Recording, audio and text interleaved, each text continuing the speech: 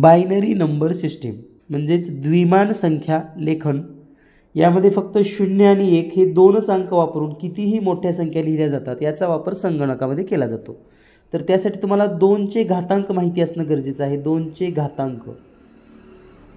घातांक म्हणजे काय, तर 1 2 4 8 16 आणि पुढे असे वाढत जातील. तर याचा वापर कसा होतो ते तुम्हाला सांगतो. समजा तुम्हाला एखादी संख्या लिहायची आहे 15, तर 15पेक्षा लहान 2चे घातांक लिहून घ्या. तर कोणते कोणते आहेत, 8 अधिक 4 अधिक 2 अधिक 1. तर या 8 4 2 1 या सर्वांची बेरीज येते 15. म्हणजे या सगळ्यांना राईट केलं आहे, म्हणून 15 ही संख्या द्विमानमध्ये 1 1 1 1 म्हणजे हे राईट केले तेवढे 1 1 घ्यायचं. समजा 12 लिहायचं आहे आपल्याला, तर 12 लिहित असताना 4 अधिक 8 अधिक 4 अधिक 2 अधिक 1 लिहिलं. यामध्ये तुम्हाला 8 आणि 4ची गरज आहे, 1ची गरज नाही, याची पण गरज नाही, म्हणजे 1 1 0 0.